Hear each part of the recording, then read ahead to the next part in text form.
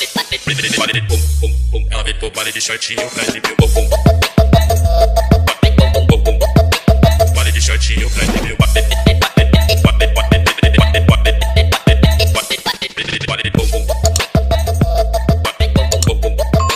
Baile de shortinho, prende meu bumbum. Oke, bismillahirrahmanirrahim. Assalamualaikum warahmatullahi wabarakatuh. Sambil berjemur mencari matahari pagi, saya akan mencoba menjelaskan beberapa pertanyaan populer yang biasa ditanyakan oleh calon customer kepada saya. Yang pertama itu yang sering ditanyakan yaitu harga 33 juta atau 35 juta itu masih plat kuning atau plat hitam. Jawabannya masih plat kuning ya kan? Gitu. Nah, nanti untuk prosesnya seperti apa kita akan jelaskan di next video. Kemudian pertanyaan kedua yang sering ditanyakan juga yaitu tentang kondisi mesin. Dan kondisi mesin seperti apa? Tentu saja kondisi mesin udah full kita tune up. Kalau kita tidak melakukan tune up mesinnya tentu akan sulit menyala nanti ya. Yang pertama 4 busi kita ganti. Yang kalian terima nanti juga aki sudah baru, oli baru dan filter oli baru. Jadi sudah siap untuk bepergian jauh ya kan. Gitu. Untuk AC juga sudah dalam kondisi dingin. Itu untuk kondisi mesin sudah siap ready jauh. Kemudian pertanyaan selanjutnya yang biasa ditanyakan, lokasi bengkel kita itu terletak di Tangerang, Karawaci. Jadi untuk kalian yang ingin melihat unitnya atau proses pengerjaannya, kalian bisa langsung datang ke sana. Dan kita tidak ada yang ready stock, semua proses sesuai permintaan customer. Sekali lagi, kita proses unit sesuai permintaan customer. Apakah mau yang 33 juta atau 35 juta, atau request warna cat apa, dan juga upgrade seperti apa, baru kita kerjakan. Nah, kemudian pertanyaan selanjutnya yang sering ditanyakan oleh customer, yaitu surat-surat yang diterima nanti apa saja. Nah, untuk surat-surat nanti yang akan diterima oleh customer berupa BPKB dan juga SPH.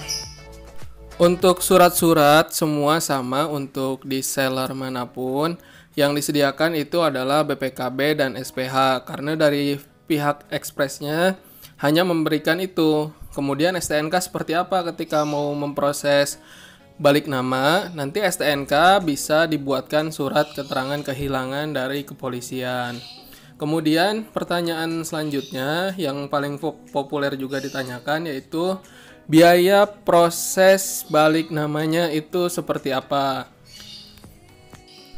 Untuk biaya proses cabut berkasnya itu sama seperti proses cabut berkas pada umumnya ya kan.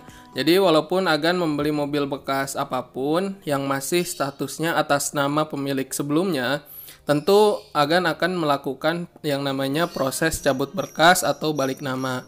Untuk prosesnya sama dan biayanya juga sama, bahkan pajaknya itu lebih murah.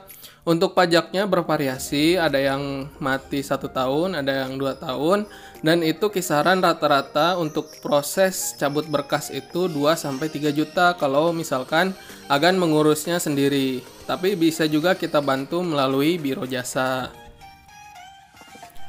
Oke, sebelum kita lanjut ke pertanyaan populer selanjutnya, yang belum subscribe silahkan klik tombol subscribe dulu ya.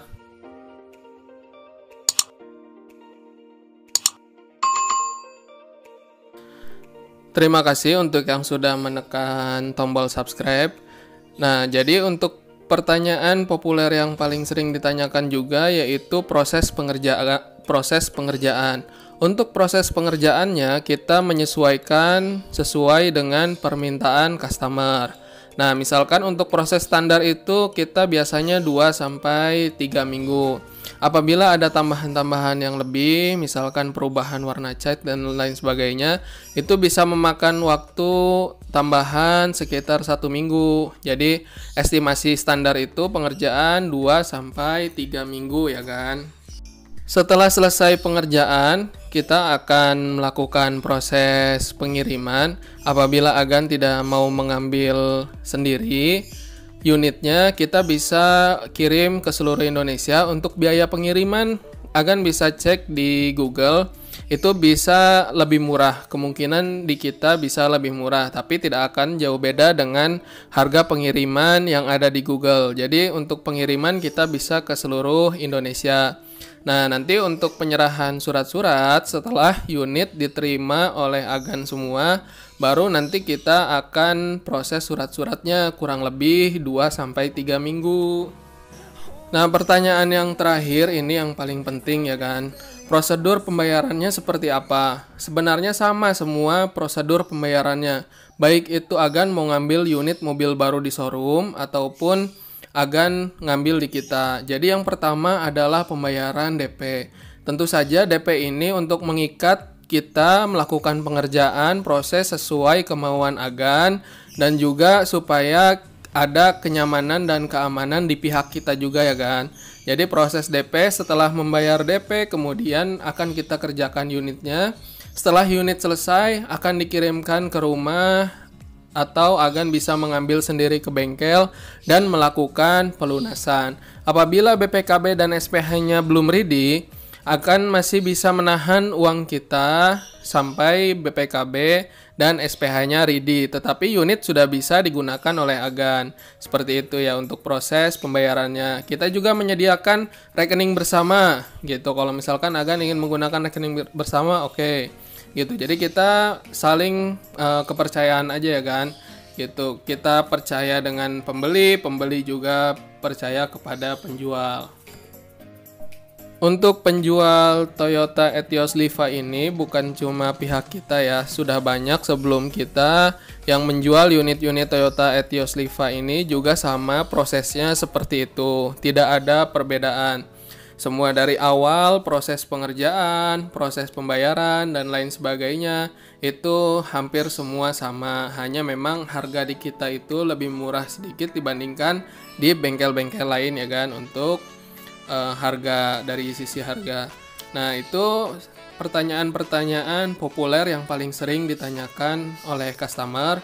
Semoga bisa membantu menjawab pertanyaan-pertanyaan kalian ketika hendak membeli Toyota Etios Liva tahun 2013 ini.